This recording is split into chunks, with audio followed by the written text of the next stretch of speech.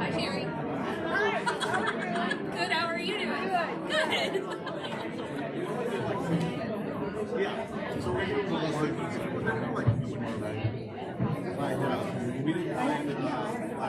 Cooper's and then they get money from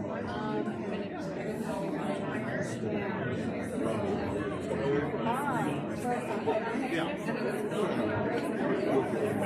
But anyway, it's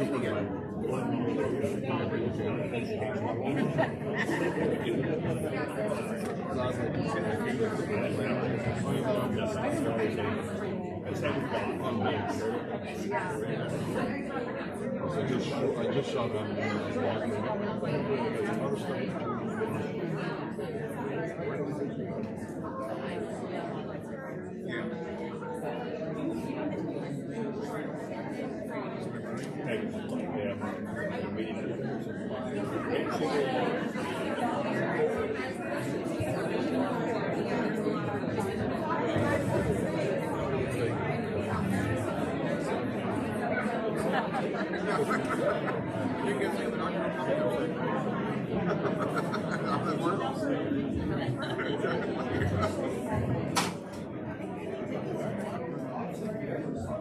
Good afternoon, Greater Palmer Chamber of Commerce. My name is Stephen Lloyd, and I am the current GPCC Board President. Thank you so much for being here with us today for our City of Palmer Canada Forum. Please join me as the lovely Erica Bills from North Current Bank leads us in the Pledge of Allegiance. Did she really hear that? Allegiance to the flag of the United States of America and to the republic for which it stands, one nation under God, indivisible, with liberty and justice for all. Thanks, Stephen. You're welcome. I want to give a big thank you to our pioneer partners, the City of Palmer, Mount Valley Credit Union, Cruise Construction, MCA, and Global Credit Union. Can we give them a round of applause? And I want to also give a big thank you to our Mount Houston partners, ConocoPhillips, Credit Union One, Dale CPA, and welcome the Palmer Bar as our newest Mount Houston partner.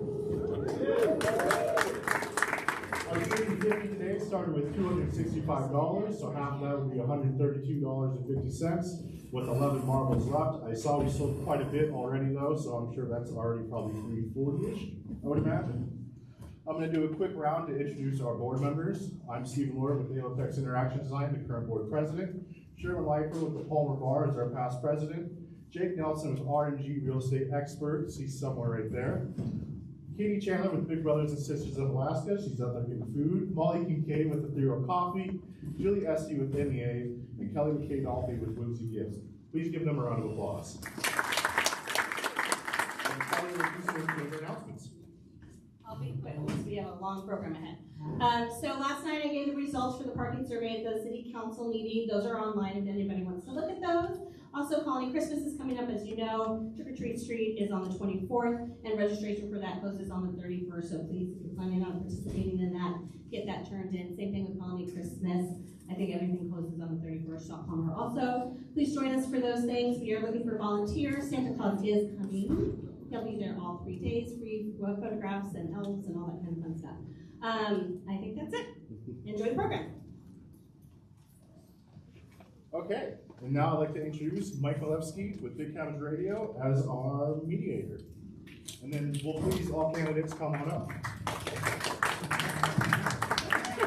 It's okay.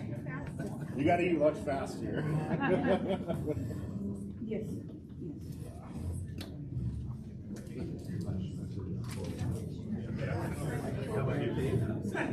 He and I had a discussion about his facial expression when you're front.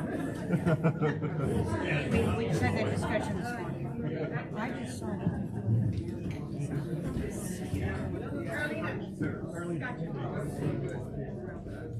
It's okay, I'm gonna record. They have no idea. They have no idea. I serve coffee. So I'd like you to notice how easily The mayor. they moved from being out here to being up there. Uh-huh. I think they deserve a round of applause.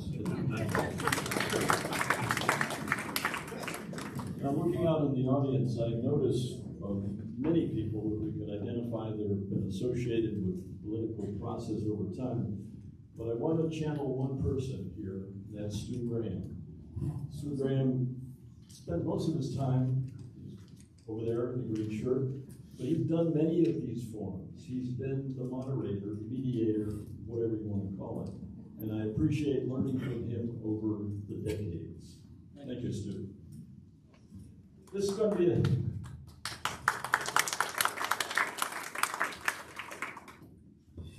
to be a little bit different than anything that you've probably come to as a forum, in part because you are all different. This is the Palmer Chamber of Commerce.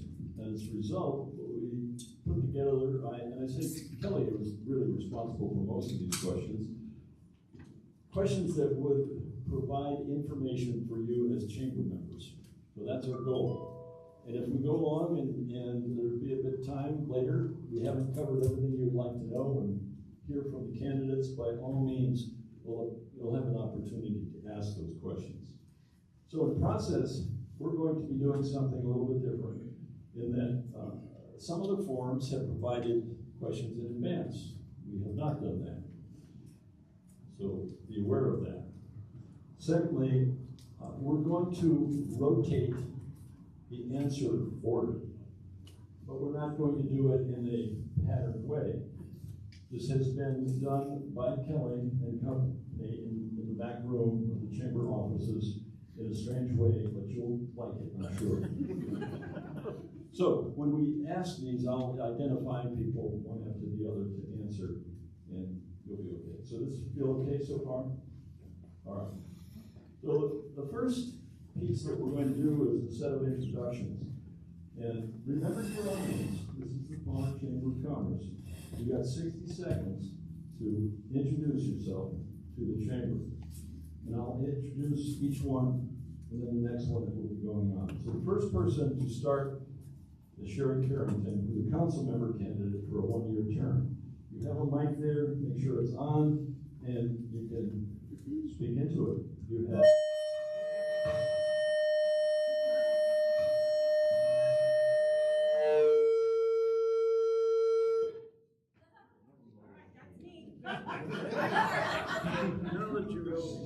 She has to say. I'm going to give her this microphone. That is so unfair. I'm Sherry Carrington. I'm running for the one-year candidate, the one-year seat. And I've lived in Palmer since '03. And when I married Steve Carrington, you may recognize him as our current mayor, retiring. And I did retire last year. It didn't take, so I'm here. And I moved here in '03. I had a business from '06 to '14. I did custom dressmaking and alterations, and then I did classes and sewing camps and that kind of stuff. And I had also done that in Fairbanks, but I did that here for quite a few years. And then I started a nonprofit called Connect Palmer, where we did back to work training, and we did work with women who were struggling. And I did that for about 10 years and retired last year. And I'm done. Thank you. Okay, next senator will be Allison Collins, who's running for a 3-year term on the council. Yes, thank you. So my name is Allison Collins. I grew up here in Palmer. I graduated from Palmer High School. Left for a short time for schooling, college and law school, and then returned. I started out working for the state of Alaska, the district attorney's office, for several years. Took a few years off there to have a couple of children who are now young teenagers, and then began contracting with the state of Alaska as a mediator and also working at Dalrymple Law, which is a small business here in Palmer, located right next to the courthouse, and I've been there since 2017. I've attended some chamber meetings as a part of that over the years, and have always felt really welcome here and appreciated how much you all seem to not only be interested in growing your own businesses, but supporting one another and the community. So I appreciate that. Thanks. Thank you, Allison. Next, Josh Tudor.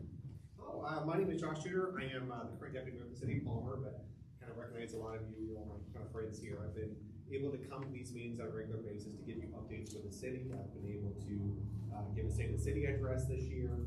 And, I've lived here in Palmer for 18 years. I've had a small business in Palmer, right District Red, for the past 12 years.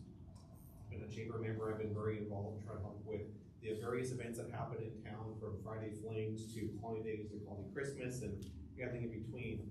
I've part of the Palmer Lions Club, Palmer Rotary Club, past president of that as well. I've been president of a business networking chapters in Wasilla and other organizations. I have an MBA, and I've been heavily involved in the business community because I want to see Palmer grow, and I want your businesses to succeed so that way Palmer can succeed. Thank you. Thank you, mayoral candidate Josh Tudor. Coming up next, Jim Cooper, who is also a mayoral candidate.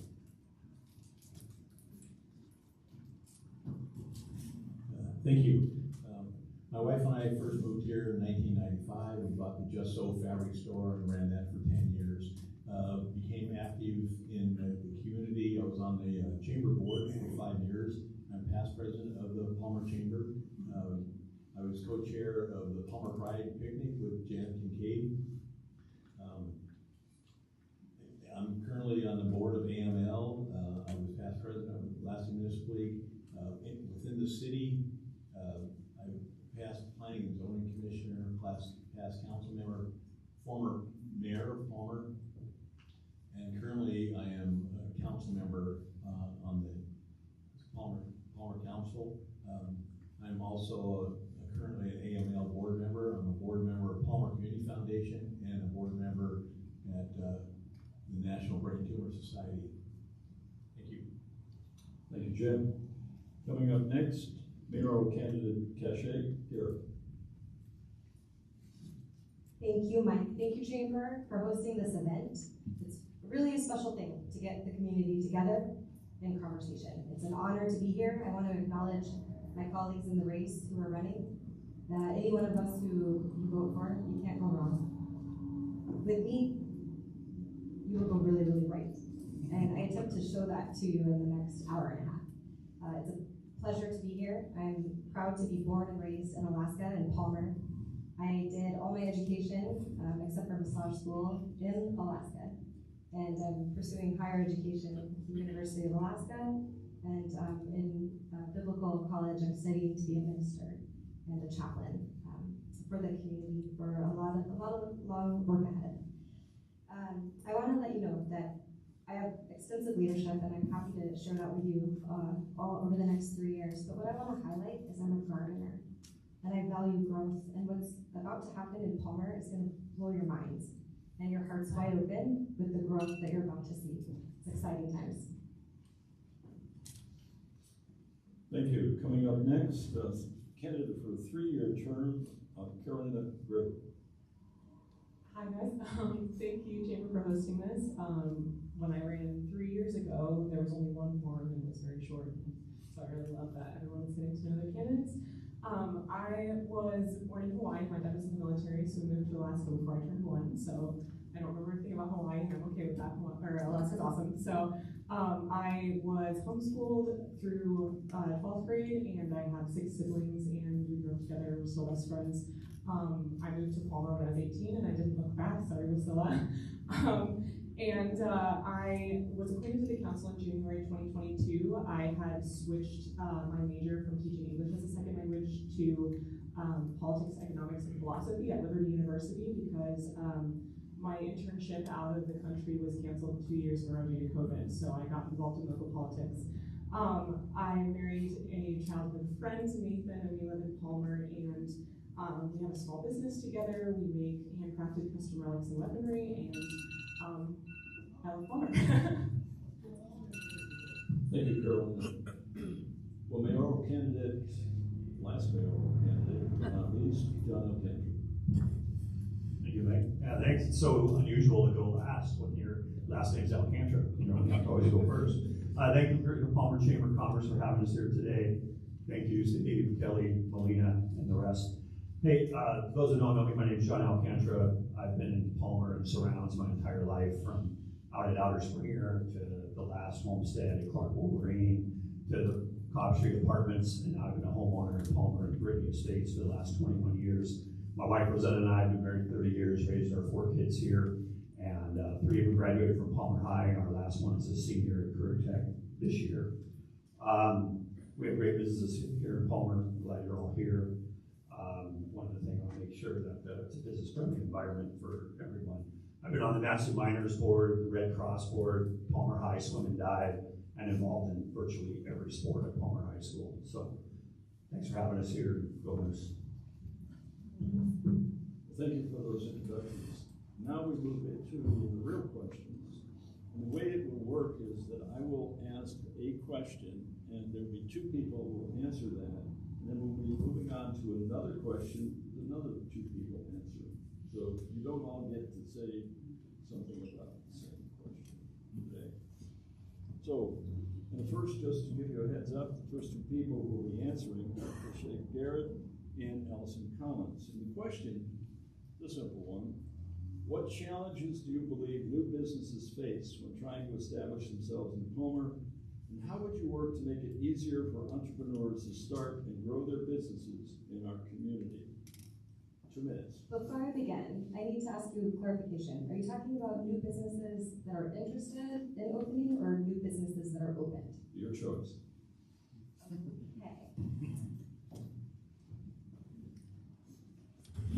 I think we all agree that Palmer is growing and that we have room for new businesses. That's exciting for our town. We have empty buildings that could be filled. Room for growth, room for expansion, and new kinds of businesses that create a well-rounded community where people can enjoy the town that we live in even more than we already do. What I can do as mayor is to support that through a partnership with the chamber. And I believe that every mayoral candidate up here really values our Chamber of Commerce and what you do. Please continue to do the good work that you do and seek the support of your city council. It's important that the council hears from you and comes to you, and that communication is a staple of what we do in this community. I'm very excited about the level of communication that is about to happen in this city. Can you feel it? Can you feel what I'm talking about? We are on the brink of a breakthrough in Palmer. Because of what we have come through, because of what we endured, we're about to face the next level, our evolution, if you will. Palmer is coming into a time of greatness, and the businesses that are here are so special. I want to honor you for your businesses and let you know that I am joining your ranks in opening a business. I'm a massage therapist, which means that I value health and wellness and well-being. And as your mayor, that's at the forefront of my priority for you, is that you know that your council values your well-being in this community so that you can thrive. Please know if there's any concerns that you have, bring them forward to us so that we can support you and nurture the growth and expansion of businesses here in Palmer. Okay, same question, Allison Collins. Here.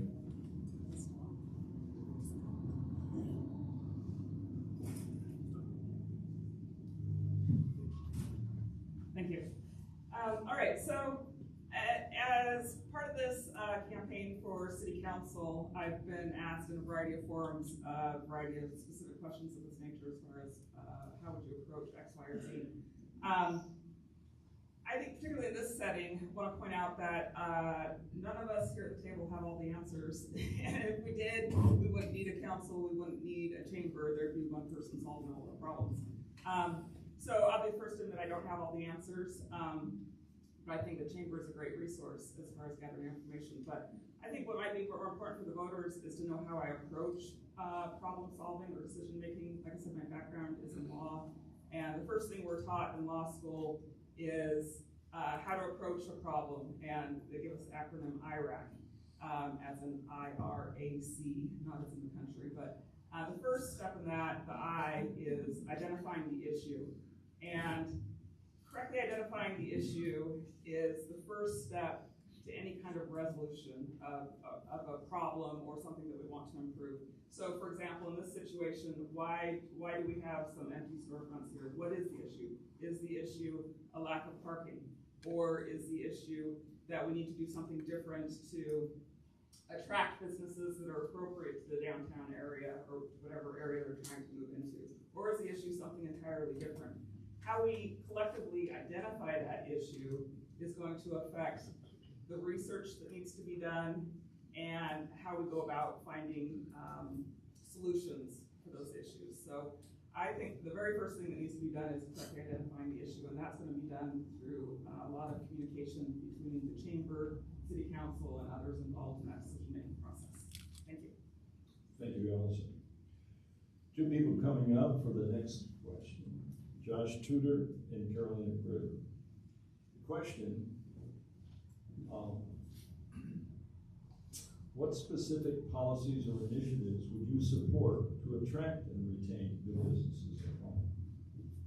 Yeah, no, that's a good question. And it kind of, I want to say it kind of coincides with the previous question, because I think that's important, is that we make it as easy as possible to start a business here in Palmer.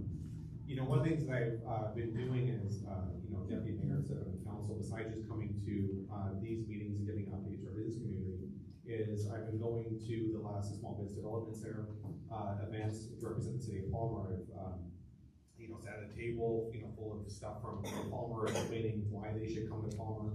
I represent Palmer with the Valley Board of Realtors on one of their meetings, talking about Palmer. And for me, a lot of it is outreach, making sure that the mayor is continually outreaching to new businesses, going through ribbon cutting ceremonies, supporting our small businesses, making sure that we are showing that Palmer is open for business, that we want more entrepreneurs here. That's also why I've spoken at classes at Palmer High about entrepreneurship. That's why, when they've had events supporting that with young people, I've gone to those and volunteered my time.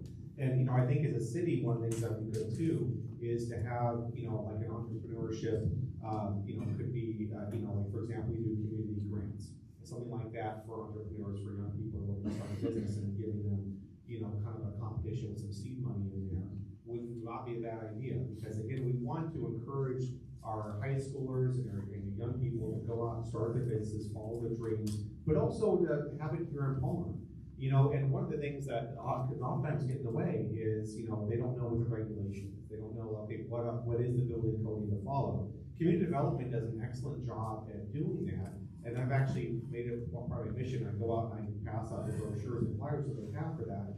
So that way people that are looking to come into Palmer know exactly what to expect, and because I want it to be successful. And really a lot of it comes down to, just long story short, a lot of outreach. Okay, Carolyn. Josh is probably the best person to answer this question, so it's kind of scary that I have to answer it with him. He did a great job, but I worked locally at several businesses since I moved here. That's actually originally why I moved here, is because I was working at the Valley Hotel. That's my first job. I've also worked at the Noisy Goose in Brouhaha most recently, and so I've seen firsthand the difficulties of running a business in Palmer, as well as the joys of it.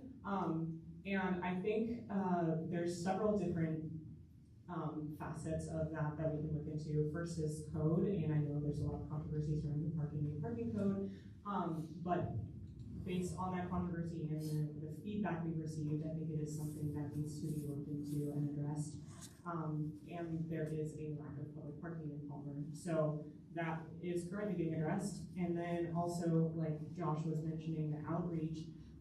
We had our museum and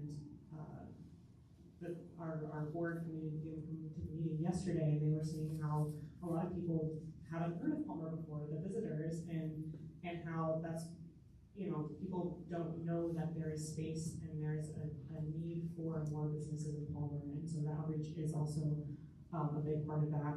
And I also believe that public safety is an issue, because the past couple of years since I've been on the council, we've had businesses come forward and give us their concerns about people breaking into their buildings, or issues with vagrancy, or their employees not feeling safe. And so that's been something that I've been addressing with the work of and the support of our city council members to make sure that businesses feel like Palmer is a place where their employees are safe, where they're going to have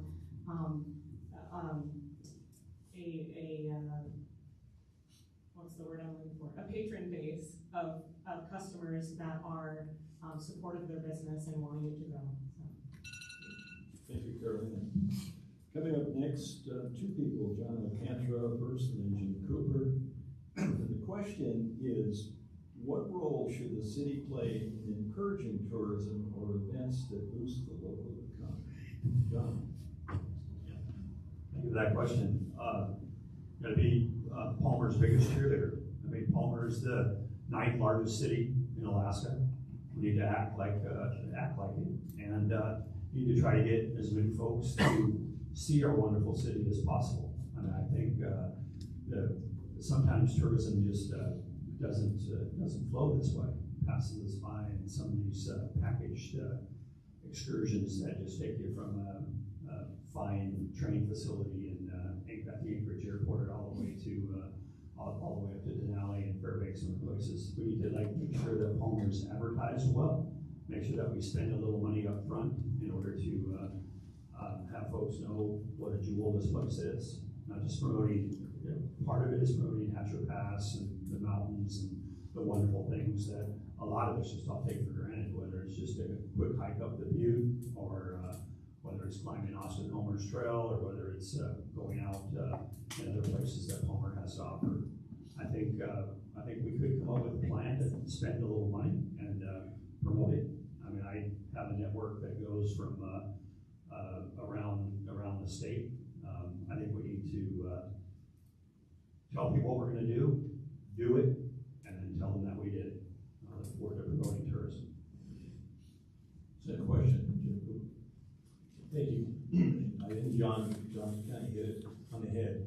We had this discussion a little bit last night that the problem that we have is communication outside. And I've been to Seattle when they've had the Convention Visitor Bureau down there in Alaska that had their group down there. And Palmer's not really mentioned. They talk about Juneau, Anchorage, Fairbanks. And so, we need to get that communication out. We need to get that marketing out. We need to, like I say, we need to work with the local, Visitor Bureau. We need to work with the Alaska State. We need to work with the chambers. I would like to also see, we need to have a sign on our roads that says Palmer to the right. Right now, if you don't know where the visitor center is, or the museum is, or downtown is, you just kind of blow right by us. And we need to have a couple of signs, one each direction. And I'm sure the chamber probably still uses this, but way back when we had, it was, Palmer is the best place to live, work, and play. And we need to continue to push that. And also, way back when, our motto for the city of Palmer is Palmer is Alaska's best. And we need to market that. I think we have that. John Combs and I came up with that solution, that suggestion. And I think people know that Palmer is Alaska's best, but we need to market that and let people know what's going on and what we actually have here. We have these businesses, we have these great events that we've got.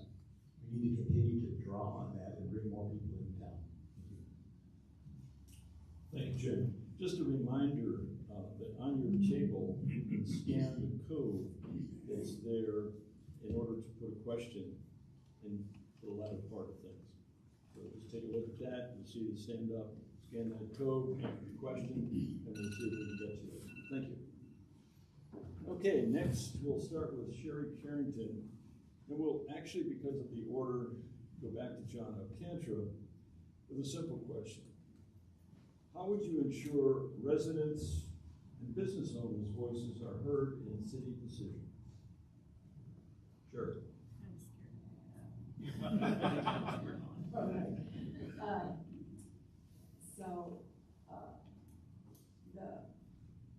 the council meetings are a great place to come and voice what's going on and what your thoughts are. The last few, we've seen the businesses show up and voice concerns and talk about what the issues that are concerning them. And then I think also just reaching out to some of the different council, and asking questions and spending time. And I think most of us are available, but I think we want to hear, and our contact information is for the council is on the website, and just speaking up and speaking out, and us being intentional and listening and taking what you have to say and your ideas and your concerns and taking them to heart. Just keeping that door open and being very intentional about following the process when new ordinances or new ideas come, following the process that allows public open conversation about those different ideas. And making sure we follow that process where things that are new are introduced and that the community has a chance to come in and voice those things out. And keeping that door open and being intentional about making it a priority. Thank you, Sherry. John? Yeah, thank you. Sherry did a great job answering that question. I want to put a little more fine point on it. The fact that you see some of the brochures I left on your table where I put my cell phone number, and I let people know that being a public servant is about being responsible and about being accessible to people. And a lot of it is when you ask me a question, you're going to get an answer. And when you call me on my cell, I'm going to pick up the call. I'm going to make sure that I talk to you about what's going on. Like I said earlier, Palmer is so much more than the 5 square miles that are here. Palmer is Soapstone, Palmer is Lazy Mountain, Palmer is the Outer Springer, Palmer is everywhere that people live, work, and play here still in our city and shop in our city. So I want to make sure that there's ample time for folks to meet with their mayor. And one of the things I'll implement, it won't be on Wednesdays, because this is the day I do tours at the Don Young Alaska Job Corps Center, which is why you don't see me at chamber meetings. Wednesdays are extremely difficult, but I'm going to implement afternoons with Alcantara where people can come and talk and have an open forum that doesn't always just have to be at the council meetings. The council meetings are great, but they're one way. We allow people to speak for 3 minutes. We don't get to ask them questions. They come there, they give us their information. If they want to stay for the entirety of the council meeting, they can have a second bite at the apple and they can have another 3 minutes. And it's great to be able to hear that.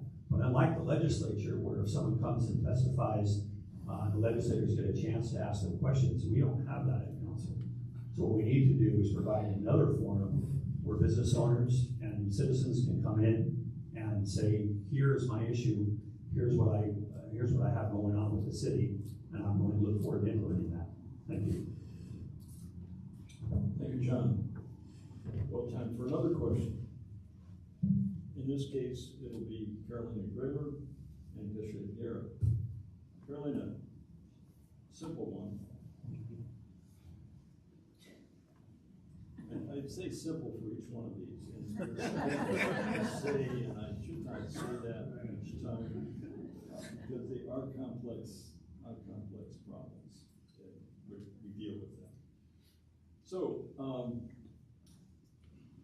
what areas of city spending do you think should be reviewed or improved to impact the community in a positive way? First, I just want to say it's Carl Wagner, and it's totally fine. No, that's okay. What areas of spending? So that's a great question. So over the past 4-ish years that I've been on council, I try to make a point to meet with each department head during budget season to go over their portion of the budget and have them talk to me about what they think is needed, what's not needed, what things that we should spend more on, and what things we should spend less on. And I think that's a really important way to go about the budget and spending, because they are, the first line of, they know how we're spending the money, they see it in action.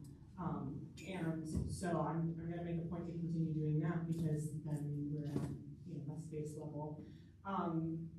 Beside that, our current manager has made great progress on that. We've directed her to specifically work on spending.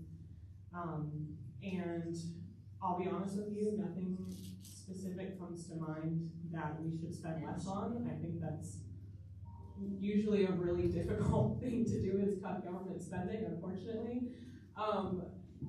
But I will say, our manager has done a great job of bringing things forward to us, items that we can work on improving. And I know our public works department does a great job of spending our money wisely and reusing and recycling things. I don't know if I have a straight answer for that question, to be honest with you. And I'm gonna have to leave it there. Good. Thank you, Mike. I too would like to offer the correct pronunciation of my name. It's Cache. No worries there. I believe that every area of the budget needs to be carefully examined. I hope you agree with me. I don't want waste. I don't want any dollar wasted. It's your hard-earned money. I believe that right now, as we enter a budget season, that the council can encourage the department heads through our manager to look carefully at each budget. And if we could incentivize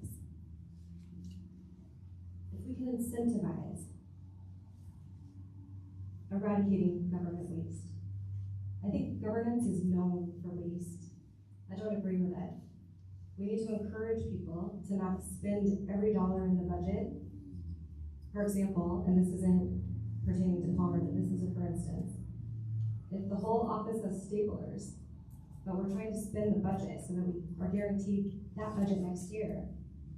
So we throw away all those nice, relatively new staplers and replace them, right? This happens in Alaska. I've seen it time and time again. So what can we do as a community to incentivize the departments to save money? I'm concerned. I might be the only one of these leaders who's concerned about the financial future of Palmer. I think it's reasonable to be concerned. If we're looking at what's coming down from national, we're gonna have cuts coming to the state level that will then be funneled into our local council. If our council can be future thinking and plan in advance, well in advance of the cuts that will come, we'll be better positioned to thrive in the future. Chamber, we will rely on you for this as the business experts in this town to guide the council in proper financial decisions. It's your money, as I said, and your opinion is valuable. Public forums, as John spoke to, is a really important way to communicate outside of public testimony. Thank you, Commissioner. Now, the next two people are Allison Collins, which I said perfect, and Josh Tudor. Perfect. So because I can pronounce your names, I'm going to give you one of the questions that was generated in the audience. It's fresh. And I'll also notice representatives from the borough sitting at the table there. So here we go. How do you plan to handle the growth of Palmer's water and sewer system? Are you in favor of a wastewater authority in a partnership with the other two cities and the borough? So, who's first? Well, Allison. Okay. There were several parts to that question. So there was the partnership with other cities, ample growth, and was there one other part that I missed? Well, basically to handle the growth of this water and sewer system that we enjoy by creating a wastewater authority in partnership with the other two cities and the borough.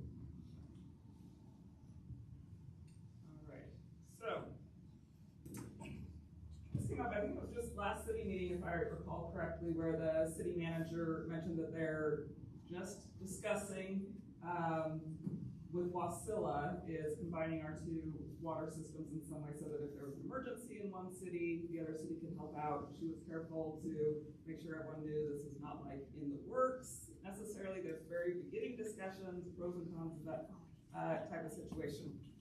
So we have very little information, I think, so far on what those pros and cons may be. In theory, I think it's a great idea to plan for emergencies because it's the things we never expect to happen that happen, right? So in that way, like I said, it's good to plan for emergencies. On the other hand, I don't know that we have enough information on what that would look like exactly as far as if we were in partnership with Wasilla or another city, what it would cost. The initial kind of proposal that they're looking at is that we wouldn't use water from one of their cities unless there was an emergency situation, but would that in fact happen, or would there be exceptions to that? I don't know. So I have a lot of questions on that. I guess moving back to when I mentioned that the way I approach problem solving, the IRAC method that is taught in the area of law is the A in that is, well, the R, research analysis, and then the analysis, wow, that time went quickly. Thanks. Yeah, so kind of a funny story. This came up at City Council as well a couple months ago when I was at an event on base representing the city, and the Wasilla city manager was there, and she immediately came beelined over to me and went, "Why do you guys want to connect to us?" And I want to make clear, like, it's not like the city council is saying, like, no, that's not really what we're saying, but we just want to make sure that it makes sense for all parties. And so, Stu Graham's here, so I'll be very careful with this. My understanding is that the water system in Palmer is a little bit better than Wasilla. I could be wrong. They're doing a lot of upgrades. I will say that Wasilla is doing a lot of upgrades to their systems, but what I want to make sure is that it makes sense for the residents of Palmer. And I do want to say that I would like to see our water service area expand more. I don't mean that boundary that we have, I just mean going out that way. You know, we talked about hooking up to Colony High School. We've talked about there's some new neighborhoods over there. I was talking to a Borough Assembly member who was asking me, hey, we just allocated all this money to the city of Palmer. It was XYZ dollars. You know, but how come the connection never happened to the new subdivision, right? And it's the kind of thing where we need better communication with the borough, because I would like to see us expand our system out more. It is a revenue generator for the city. It's important, but we do need to, something that Councilman Cooper stated at the last debate, that we need new wells. We need water pressure improvements. We need to make sure we're putting money into our system so that we can then go out and get more customers, better serve not just Palmer, but the borough. And, you know, we do make a connection with Wasilla. It just needs something that makes sense for all parties. So it's something that, you know, we can look at and go, yeah, that was a good decision for us to do, which will take some planning and some time. But I think, you know, with assistance of the map to borough and city of Wasilla, we can definitely make that happen. Thank you, John. Well, the next two people coming up are Carly and Sherry Karen. And the question is a simple one. Sherry does. Okay, here it goes. When it comes to hiring the city manager, city attorney, and city clerk, what factors are most important to you, and how would you ensure the best candidates are chosen for these critical positions?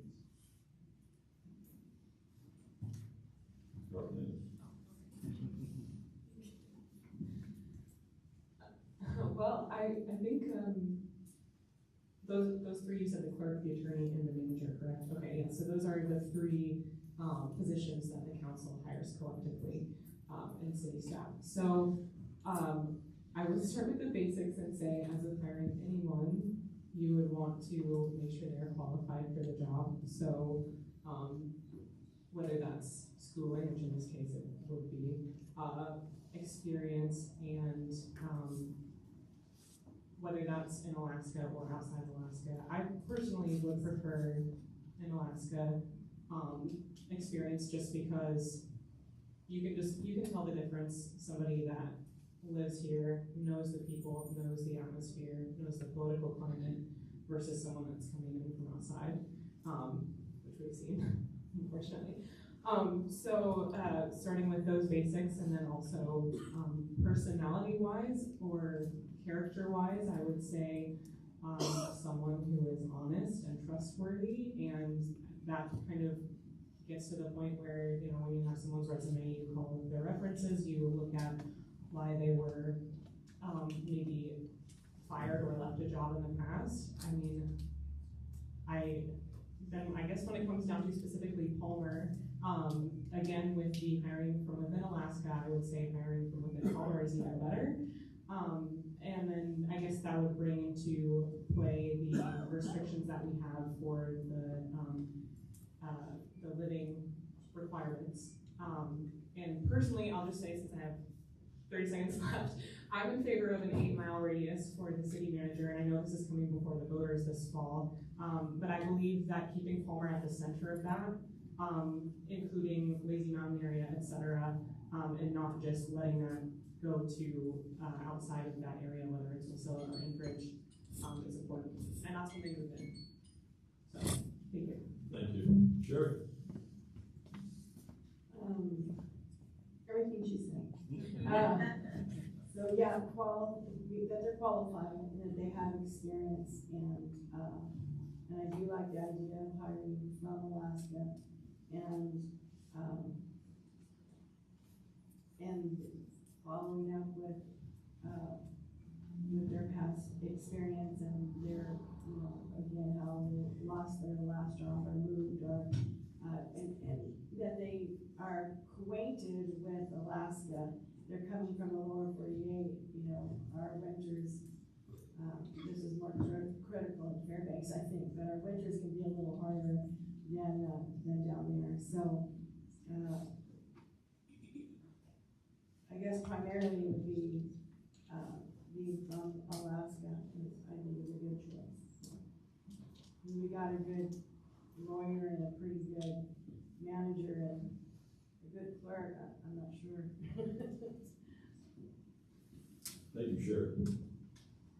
Okay, the next question sort of connected a little bit.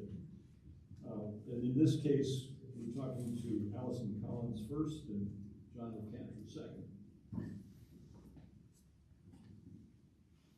What process do you believe works best to handle conflicts or disagreements among city leadership while also keeping decisions in the community's best interest? Yes, thank you. So, conflict is something that interests me. Being in the law, I've worked as an advocate for a particular position or side or client, but I've also worked as a mediator, which is a very different role. It's a role where you act as a neutral third party in helping others be able to come to an agreement. And there's a particular set of skills that go along with that that I've had many years to develop.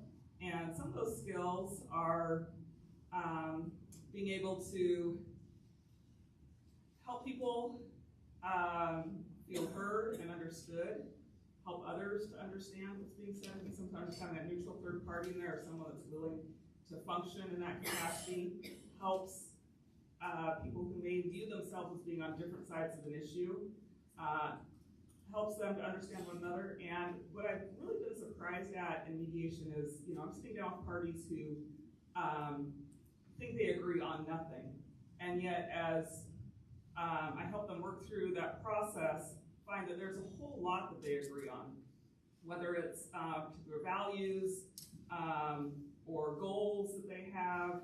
And so being able to help folks focus on those shared values and goals and be able to motivate them to work together, and how do we reach those, can make a lot of that conflict just disappear. Of course, there's still going to be there's always the details. Devil's in the details, right, is often where it's in mediation that some more work often needs to be done, but certainly it's something that can be done, and I see it, mediation being done successfully time and time again when people think there's no way parties are going to agree. And I think that's where it can be a real benefit to the city council, where I think everyone would agree that there has been some difficulty being able to come to agreement in a civil capacity. Okay, John. Thanks so much for that question. So the biggest thing is just communication. Being able to listen to people and hear their story, hear where they're coming from, and try to understand where they're coming from. Many years ago when I worked for the feds, DC, we took a class, Method and Techniques of Adult Learning. A lot of it is just hearing and hearing each other and hearing what they have to say. In a deliberative body, in a legislative body, you're not always going to have consensus. We work for consensus. I mean, we'd much rather have 7-0 votes than 4-3 votes. But there are times where it's just not going to happen. I use the bonding for the library as an example.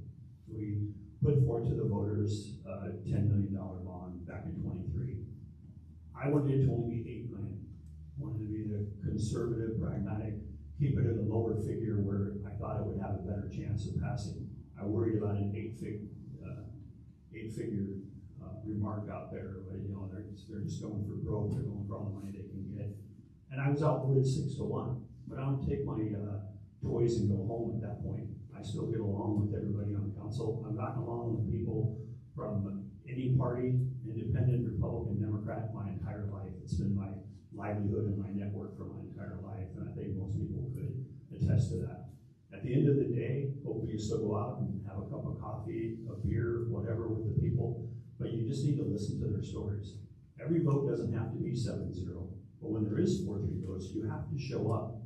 And I think you look back, my attendance record, I think it's perfect this year and almost perfect on the time that I've been there, because I show up to the meetings. I don't choose not never to participate. Don't let other things influence it. Show up, listen to people, and do the people's work. Thank you.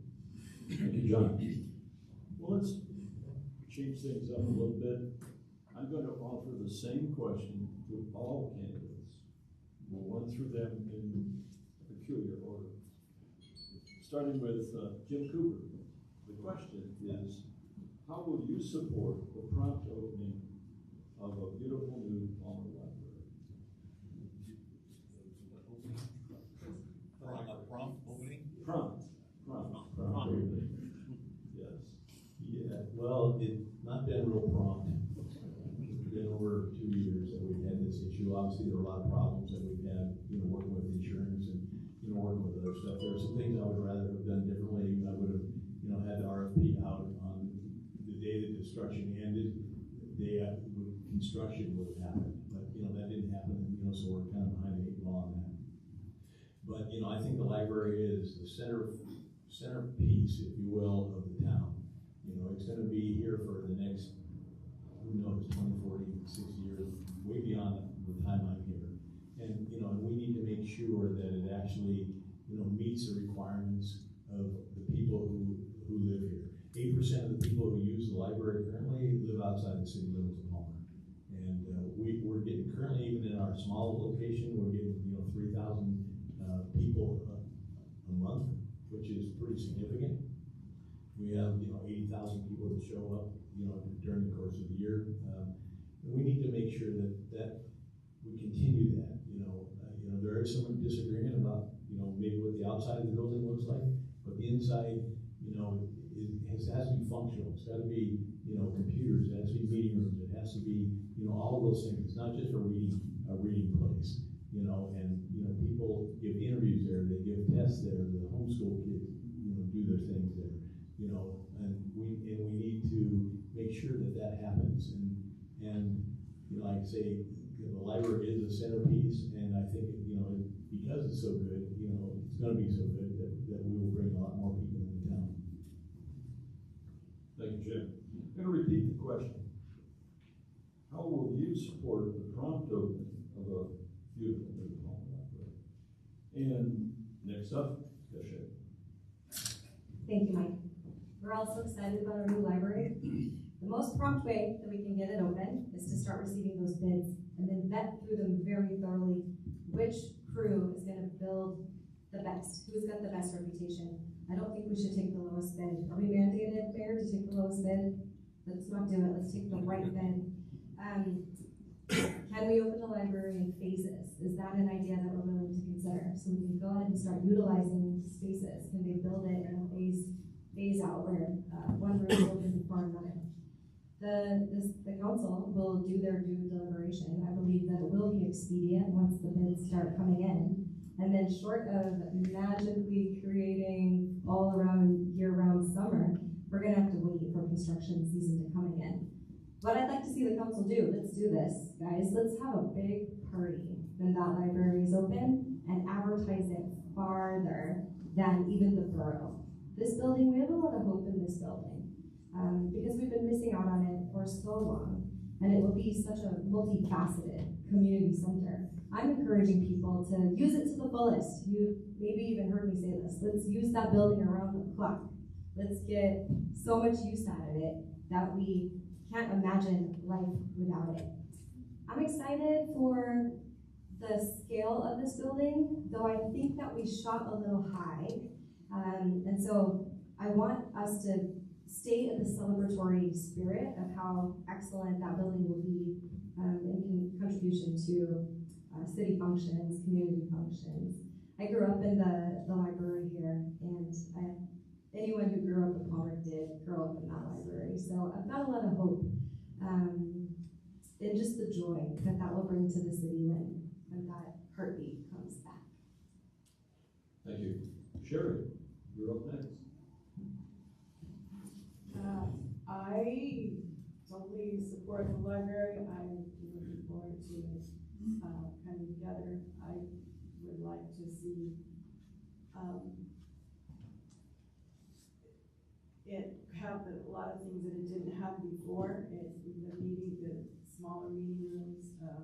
Steve and I went and visited a bunch of libraries after ours went down, and we went to Soldotna, we went all over the state, went to Homer, we went to a lot of different libraries, and there's so many functional things that can happen there, and it's important for our community to have it.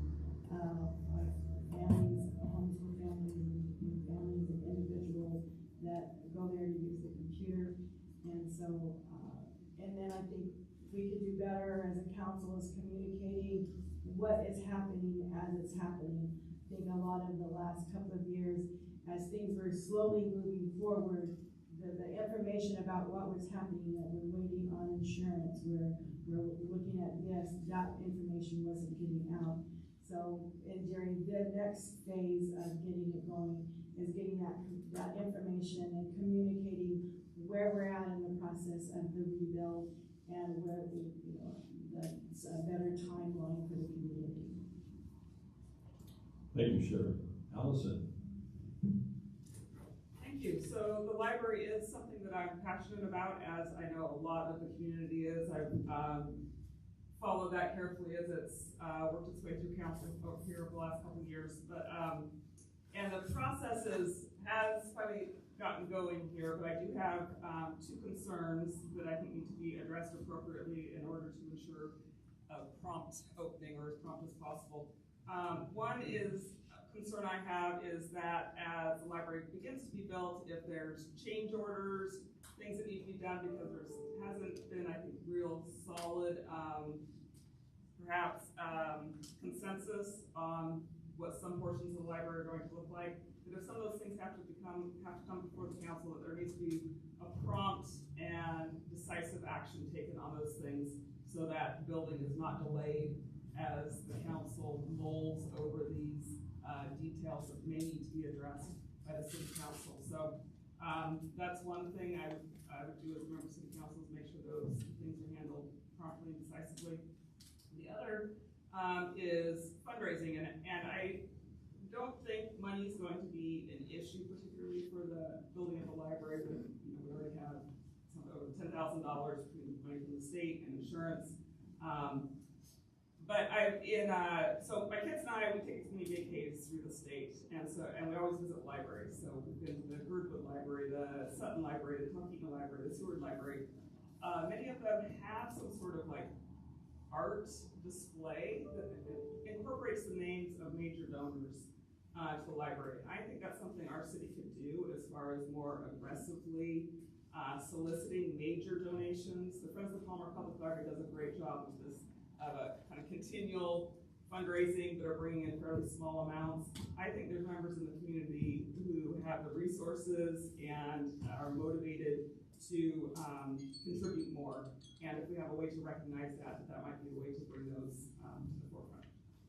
Thank you, Allison. Josh? Very good points, everybody. Probably the wrong answer here, but I would rather have better quality than we did this time quickly, because this is going to be what I see as kind of a generational building. Rather us make sure things done right. And so a big part of this, as I mentioned, making sure there's not a lot of change orders. That was a very good point made. And I don't want to say bugging our city managers, right? We're making sure that we're on task to make sure that this is getting done. I mean, I remember I was at an event and Gary Wilcox was like, "Hey, I want to put the RFP out pretty soon. Are we ready?" And I was, "We're not ready yet. We're still with some other stuff." And so I hate having to give that kind of news. And so it's important for us to make sure that we follow the proper processes to make sure there is some expediency there, but making sure that this is a quality building, that we make sure that we use the right contractor, that we make sure that everything that's done is done up to par. Because a lot of what's gone on with this is that the timeline has gotten a little bit skewed. There's been some issues with change orders being done by our previous city manager without going through the library committee and excluding council members from that process.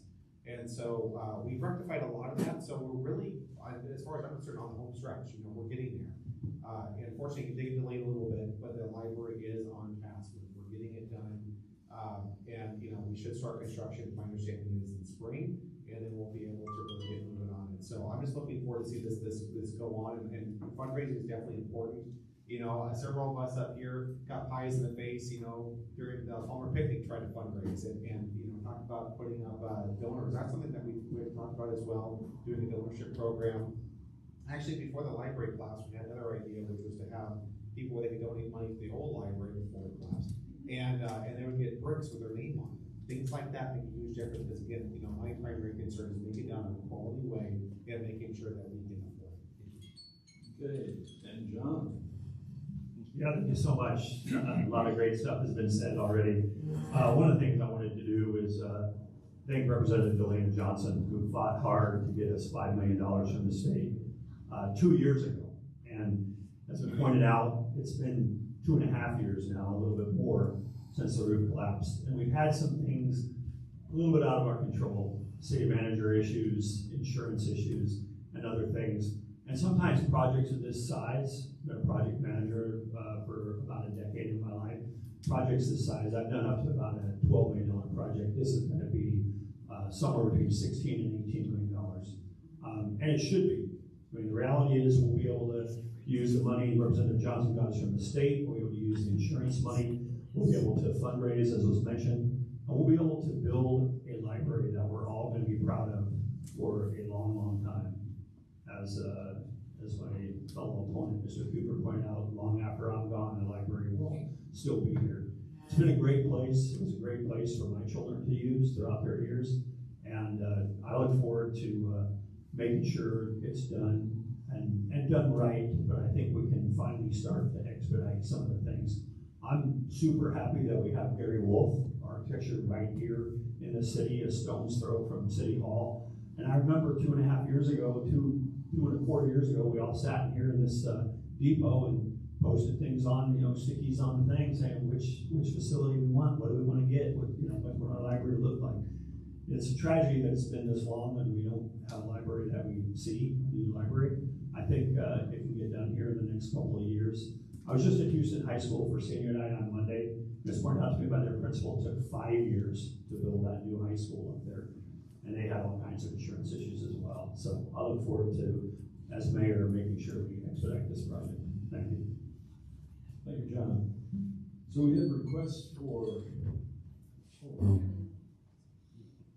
Can I answer that question? Are you sure? I would love to. Did I skip over? You did, but it's okay. And thank you for bringing that up. Go for it. Thanks. I love this question, and I wish I had more than 2 minutes. So there were obviously there have been several roadblocks in building the library, and So the first one is the design issues, and the first design that was brought before the council was a little controversial because it didn't really feel like it felt like it fit in with. It didn't feel like it fit in with the colonial and historical side of Palmer, and so I helped, being a part of the library committee, I helped design something that was a little bit more kind of checked all the boxes. You can't make everybody happy, but you can do your best.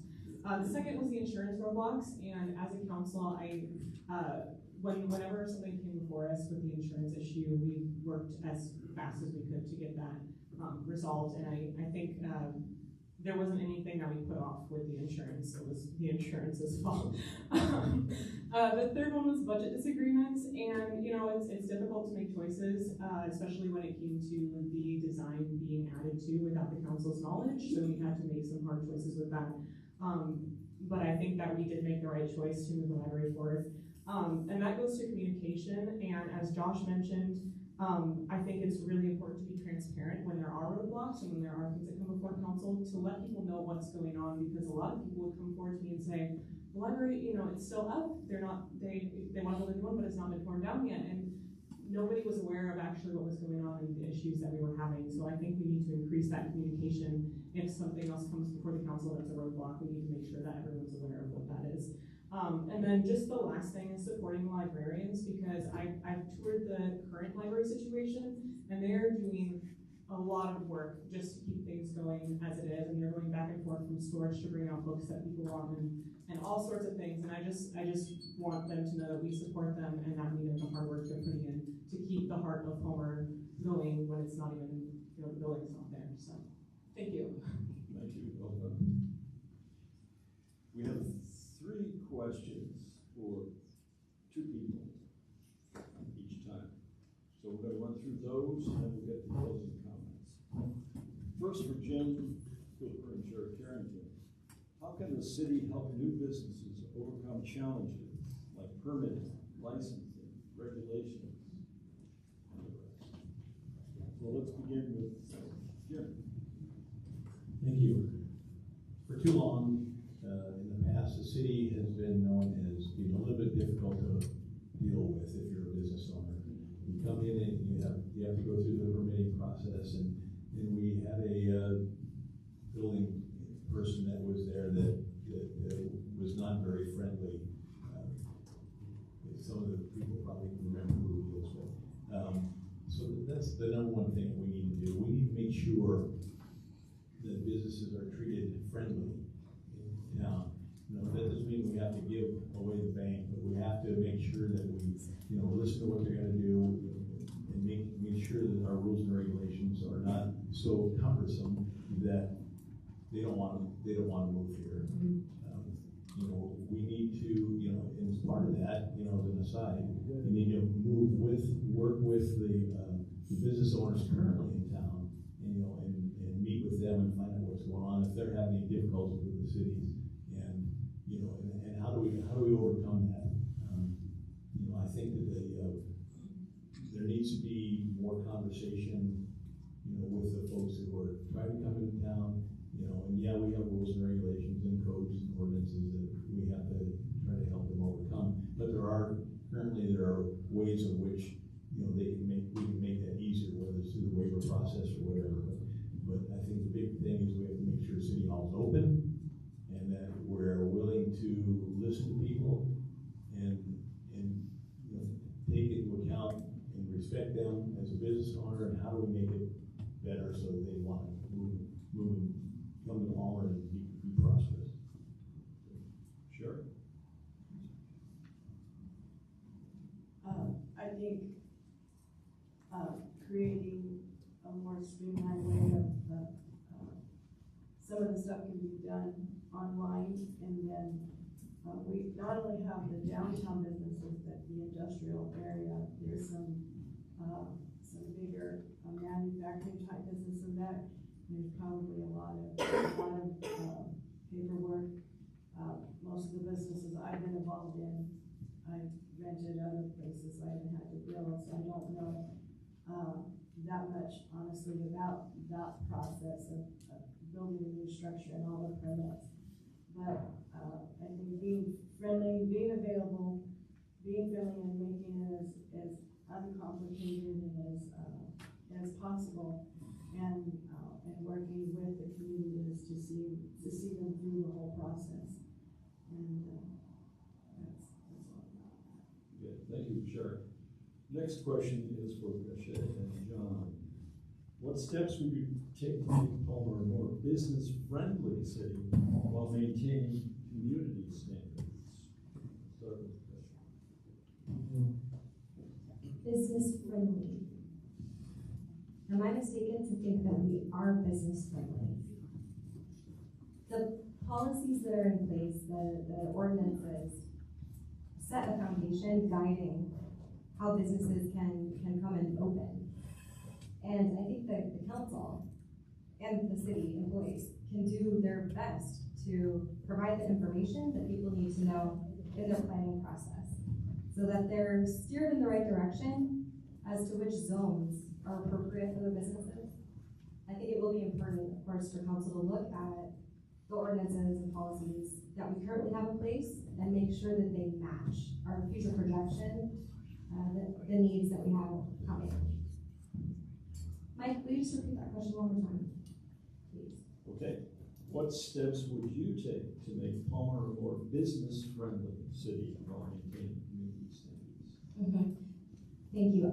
What comes to mind is the resource, so that people have the information in a one-stop shop, what they need to know with every possible question they could ask moving forward in the business.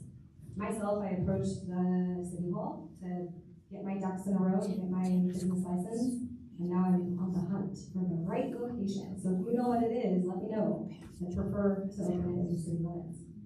I've been offered a space outside of the limit. Could the city have a website that states which properties are available and what the limitations are on each property? Could that prohibit situations like what we are experiencing right now with the barbecue restaurant? That some are looking forward to opening, but it won't be in the location that it was slated to be in. So if this information is very readily available and people don't have to hunt for it, that would be really supportive. Thank you. John? Thank you, Mike. Well, first off, I would make sure I meet with the Greater Palmer Chamber of Commerce and find out how we can continue to make it business friendly, which I hope and believe it already is. I don't want to alienate my Wasilla friends, Mr. Wilson, Mr. Graham, and others, but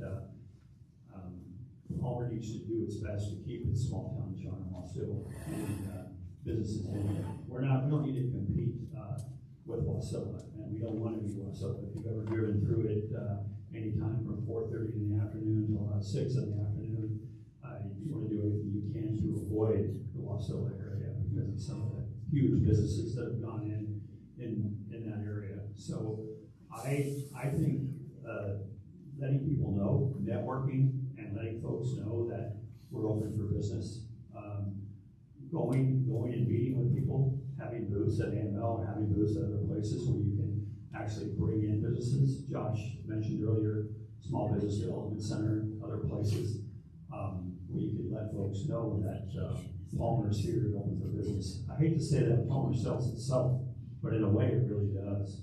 A lot of people tell me, man, when we mentioned Colony Christmas coming and other things coming, that Palmer's just, it's like you're stepping into a Norman Rockwell painting. And it really is, we don't want to lose that. We don't want to become just a business metropolis. I remember Wasilla when it was Keelan's Country Store and 300 folks. And there's a lot of folks that say, wow, man, I missed out Wasilla. But there's a lot of business and a lot of money coming into Wasilla City coffers because of the fact that they've had Walmarts and Targets and malls and those things going in. I don't think we want that here. I think we enjoy Palmer as it is, but I think we can still be open for multiple more businesses. Thank you. Thank you, John. Okay. Last round. In this case, let's do it in an orderly fashion, starting with Josh, working our way right across. Closing remarks, you have 1 minute. Well, you all know me, I'm a fellow business owner, and what I wanna do as mayor is bring my experience to bear for Palmer. I wanna continue to represent Palmer out, not just in the community, but outside of Palmer, in Wasilla, in Anchorage, and so on. I wanna make sure that the city of Palmer is growing, because the best advice I ever got was if you're not growing, you're done. And I believe that applies to cities as well. We have to have a growth mindset.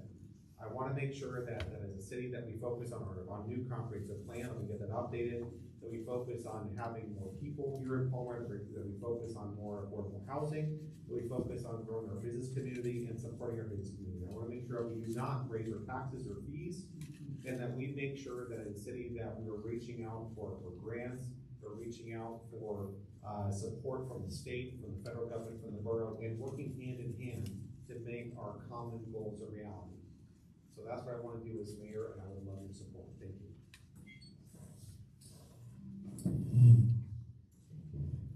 All right, well, I appreciate the opportunity to have been here. Those were great questions, and interesting to hear from everyone. So, would like your support as I campaign here for city council. What I think I have to offer, like I said, one is that my ability to work with others and help folks come to consensus. And I'm excited to be able to do that with many of the folks sitting here at the table and those that are currently on council, as well as chamber and other partners. So that's something I have shown that I can do well in my professional life. I also really love Palmer. We all do. That's why we're here. And my focus would really be on making decisions that helps to actively retain the qualities of Palmer that we all love, while accommodating the growth that's occurring around us and making that growth work for all of us to improve the quality of life of ourselves and our families. If you'd like to know a little bit more about me, I did leave some little door hangers on the, as you walk out there, they're bright yellow, available if you'd like those.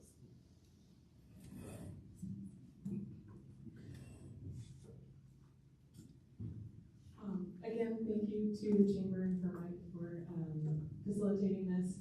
I really appreciate you guys being here and getting to know your candidates before you vote. I think that's very important, and I hope our voter turnout is higher than the 7% we had last time. So, my husband, he's in the Air Force Special Forces, and he commutes to Anchorage so that we can live in Palmer and I can be on council right now. And I'd like to think that we'd stay in Palmer if I didn't get elected. But either way, we just love Palmer, and we are trying to move our small business here. Our family lives here. And my focus is, like Allison was saying, just keeping a healthy balance between the growth that is inevitably coming because Palmer is so awesome and everyone wants to live here.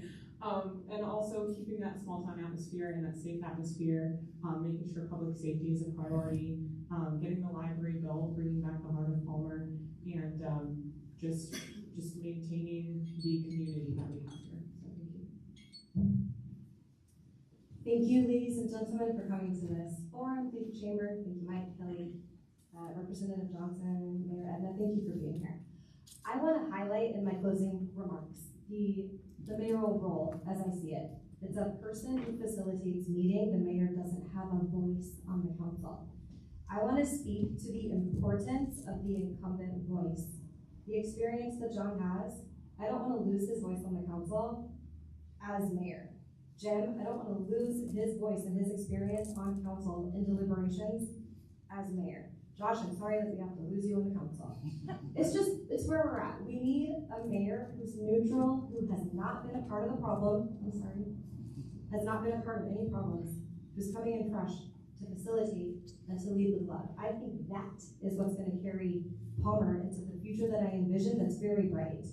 I invite you all to participate in that by remembering the mayoral role is weak and our manager is strong. We have experts to do the job. We empower them in deliberation as we guide, dictate for the city directives. Thank you so much, everyone. I'm going to stay so you can speak to me after. Thank you. I could sit, I guess, and tell my experience, for all the years and all the places that the things I've done in the city. But you know what? and how well I work with people. But, you know, when you ask people, what do they think about Palmer? You know, it's the beauty, it's the charm, it's the downtown businesses, it's the quaint shops, it's the hometown feel. You know, but for me, it's the people.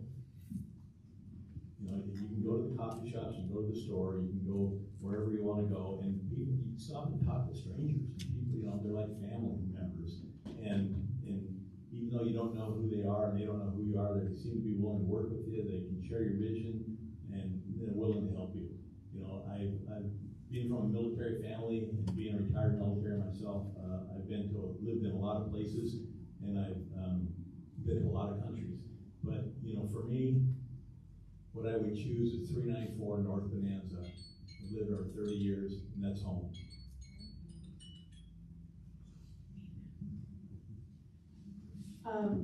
I am kind of the new kid on the block, right? And I don't do well at answering fictitious questions on how to help people do things that I'm not sure.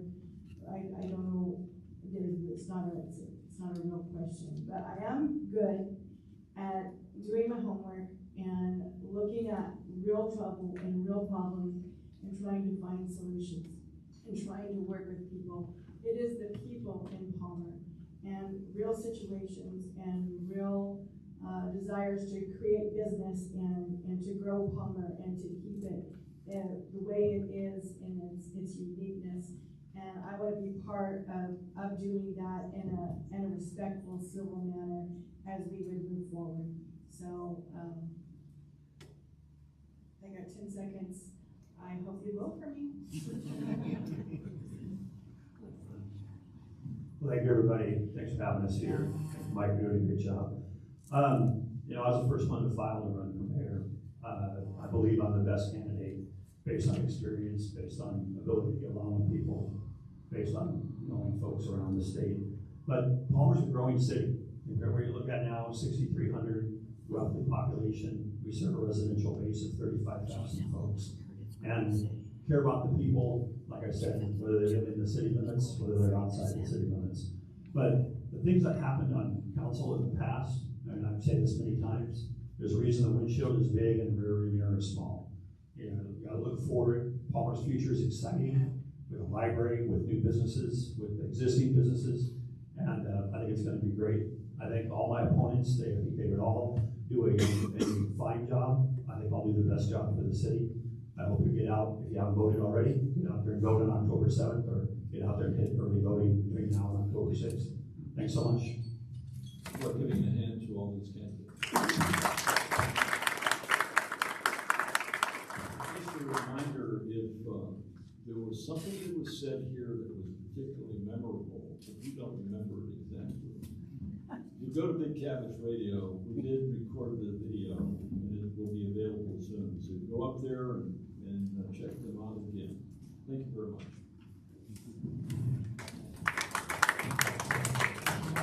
Thank you, everybody, for hanging on with us.